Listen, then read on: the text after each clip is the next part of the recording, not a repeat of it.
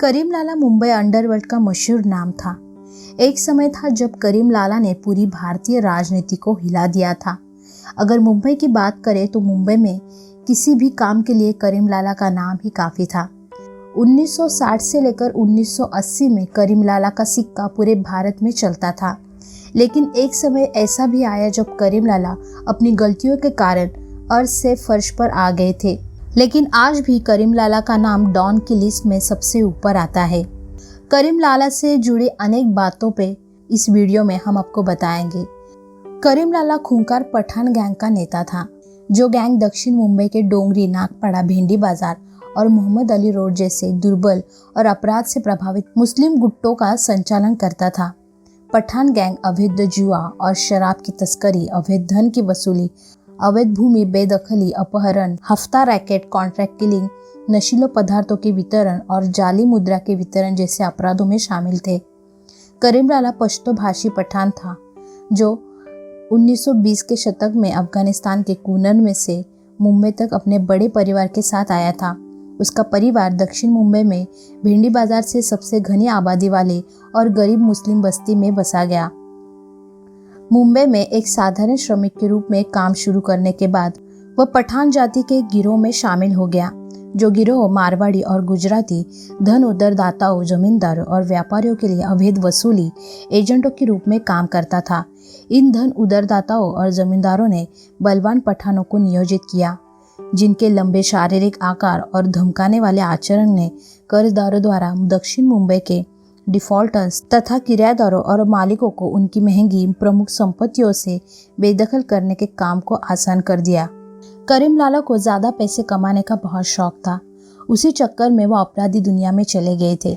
सबसे पहले grand road station के पास एक मकान किराए पर लिया और सोशल क्लब के नाम से एक जुए का अड्डा बनाया।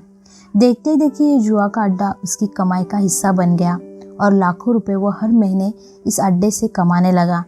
इसी बीच उसके अड्डे पर उस समय के कुछ गुंडे बदमाश भी आने लगे और उनके साथ उनकी दोस्ती हो गई। करीम लाला के पास अब पैसों की कोई कमी नहीं थी, लेकिन उसे बहुत ज़्यादा पैसा कमाना था। करीम लाला डॉन कैसे बने? जुए के अड्डे से अच्छा पैसा कमाने के बाद करीम लाला ने सोने, हथियार और शराब की तस्करी शुरू करी और अपनी एक गैंग बनाई। इस गैंग का नाम पठान गैंग रखा। देखते ही देखते उसकी यह गैंग काफ़ी सक्रिय हो गई और पूरी मुंबई पर इस गैंग का कब्जा हो गया। करीम लाला ने इस गैंग में लगभग सभी मुस्लिम समुदाय के लोगों को शामिल किया था। इसी कारण मुस्लिम समुदाय के लोग उसे मसीहा मानते थे। इसी कारण जुए, नशीले पदार्थ और तस्करियों में अपना नाम बड़ा करने के बाद करीम लाला ने सुपारी लेने का भी काम शुरू किया। 1960 से 1980 तक करीम लाला का नाम भारत के अंडरवर्ल्ड डॉन की लिस्ट में सबसे ऊपर आया था। करीम लाला ने 2 दशक तक पूरी मुंबई पर राज किया। करीम लाला के राजनीतिक संबंध कैसे थे? करीम लाला की पहुंच इतनी थी कि अगर वह हुंकार भी भरता तो पूरी भारतीय राजनीति हिला जाया करती थी। उसके अनेक बड़े नेताओं के साथ संबंध थे।